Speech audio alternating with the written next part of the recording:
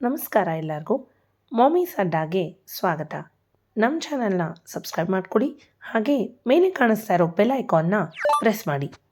ಹುರಿದ ಅಕ್ಕಿ ತಂಬಿಟ್ಟು ಶಿವರಾತ್ರಿ ಸ್ಪೆಷಲ್ ಅಂತ ಹೇಳಿ ಈ ಡಿಶ್ನ ನಮ್ಮ ಪಾಕಪ್ರವೀಣೆ ಸೌಮ್ಯ ಅವರು ಮಾಡಿದರು. ಹಬ್ಬಗಳಲ್ಲೇ ಇದನ್ನು ಮನೆಯಲ್ಲಿ ಸಿಹಿ ಅಂತ ಹೇಳಿ ಮಾಡಿ ತಿನ್ನೋರು ಉಂಟು. ಬಹಳ ಜನಕ್ಕೆ ಇದನ್ನು ಹೇಗೆ ಮಾಡೋದು ಅಂತ ಗೊತ್ತಿರುತ್ತೆ, ಇನ್ನು ಕೆಲವರಿಗೆ ಗೊತ್ತಿರಲ್ಲ. ಇದನ್ನು ಬಹಳ ಸಿಂಪಲ್ ಇಂಗ್ರೀಡಿಯೆಂಟ್ಸೊಂದಿಗೆ ಕ್ವಿಕ್ಕಾಗಿ ಹೇಗೆ ಮಾಡ್ಕೊಳ್ಳೋದು ಅಂತ ನೋಡೋಣವಾ.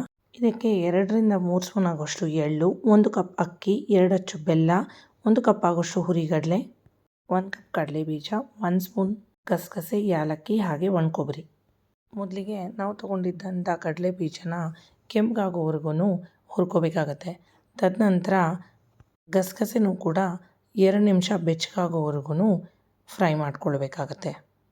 ಗಸಗಸೆ ಫ್ರೈ ಆದ ನಂತರ ಇದೇ ಬಾಣಲಿಗೆ ನಾವು ತೊಗೊಂಡಿದ್ದಂಥ ಬಿಳಿ ಎಳ್ಳನ್ನ ಕೂಡ ಹಾಕಿ ಫ್ರೈ ಮಾಡಬೇಕು. ತದನಂತರ ನಾವು ತೊಗೊಂಡಿದ್ದಂಥ 1 ಕಪ್ ಅಕ್ಕಿನ ಕೂಡ ತೊಗೊಂಡು ಅಕ್ಕಿ ಕೆಂಪಗಾಗೋವರೆಗೂ ಚೆನ್ನಾಗಿ ಫ್ರೈ ಮಾಡ್ಕೋಬೇಕಾಗತ್ತೆ. ಇದಕ್ಕೆ ಸುಮಾರು ಒಂದು 5-7 ನಿಮಿಷ ಬೇಕಾಗತ್ತೆ.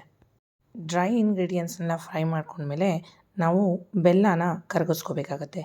ಇದಕ್ಕೆ ಗ್ಯಾಸ್ ಮೇಲೆ ಒಂದು ಪಾತ್ರೆ ಇಟ್ಟು ಬೆಲ್ಲನ ಜಜ್ಜಿ ಈ ರೀತಿ ಹಾಕೋಬೇಕಾಗತ್ತೆ. ಬೆಲ್ಲದ ಪಾಕನ ಆದಷ್ಟು ಲೋ ಫ್ಲೇಮಲ್ಲೇ ಮಾಡ್ಕೊಳ್ಳಿ. ಈ ಬೆಲ್ಲದ ಪಾಕ ಕನ್ಸಿಸ್ಟೆನ್ಸಿ ಹೇಗಿರಬೇಕು ಅಂದರೆ ಒಂದೇಳೆ ಲೇಯರ್ ಅಂಟಂಟು ಬರೋಷ್ಟಿದ್ರೆ ಸಾಕು. ಈಗ ನಾವು ಫ್ರೈ ಮಾಡ್ಕೊಂಡಿದ್ದಂಥ ಕಡಲೆ ಬೀಜನ ಸಿಪ್ಪೆ ತೆಗೆದು ಮಿಕ್ಸರ್ಗೆ ಹಾಕಿ ಗ್ರೈಂಡ್ ಮಾಡಿ ಒಂದು ಅಗಲ ಪಾತ್ರೆಯಲ್ಲಿ ಹಾಕೋಬೇಕು. ಇದಕ್ಕೇ ನಾವು ಯಾಲಕ್ಕಿ ಪುಡಿನ ಕೂಡ ಹಾಕ್ಕೊಂಡು ಒಮ್ಮೆಲೆ ಮಿಕ್ಸ್ ಮಾಡ್ಕೊಳ್ಳಿ. ಈಗ ನಾವು ಕೆಂಪಿಗೆ ಹುರ್ಕೊಂಡಿದ್ದಂಥ ಅಕ್ಕಿನ ಕೂಡ ಹಾಕಿ ಇದಕ್ಕೇ ಹುರಿಗಡಲೆನೂ ಕೂಡ ಹಾಕಿ ನೀಟಾಗಿ ಗ್ರೈಂಡ್ ಮಾಡ್ಕೊಳ್ಳಿ. ಇದನ್ನು ಕೂಡ ಅದೇ ಮಿಶ್ರಣಕ್ಕೆ ಹಾಕಿ ಮಿಕ್ಸ್ ಮಾಡ್ಕೊಳ್ಳಿ. ಸ್ವಲ್ಪ ಹುರಿಗಡಲೆನ ಮೇಲೆ ಕೂಡ ಹಾಕಿದ್ರೆ ಬಾಯಿಗೆ ಸಿಗತ್ತೆ, ತುಂಬ ರುಚಿಯಾಗಿರುತ್ತೆ.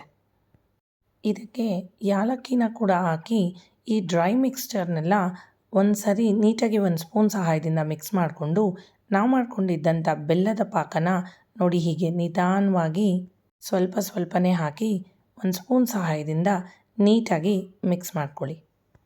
ಇನ್ನು ತಂಬಿಟ್ಟನ್ನ ಸ್ವಲ್ಪ ಬೆಚ್ಚಗಿದ್ದಾಗೇ ಉಂಡೆ ಕಟ್ಕೊಂಡ್ರೆ ಬಹಳ ಚೆನ್ನಾಗಿ ಬರುತ್ತೆ. ನೋಡಿ ಈ ರೀತಿ ಸ್ವಲ್ಪನೇ ತೊಗೊಂಡು ನಿಮಗೆ ಬೇಕಾಗಿರೋ ಸೈಜಲ್ಲಿ ನೀಟಾಗಿ ಉಂಡೆನ ಕಟ್ಕೋಬೋದು. ಈ ರೆಸಿಪಿನ ನೀವು ಒಂದ್ಸರಿ ಟ್ರೈ ಮಾಡಿ ಹೇಗೆ ಬಂತು ಅಂತ ನಮಗೆ ಕಮೆಂಟ್ ಬಾಕ್ಸಲ್ಲಿ ತಿಳಿಸೋದನ್ನು ಮಾತ್ರ ಮರಿಬೇಡಿ. ಮತ್ತಷ್ಟು ರೆಸಿಪಿಗಳೊಂದಿಗೆ ಮತ್ತೆ ಸಿಗೋಣ. Thanks for watching.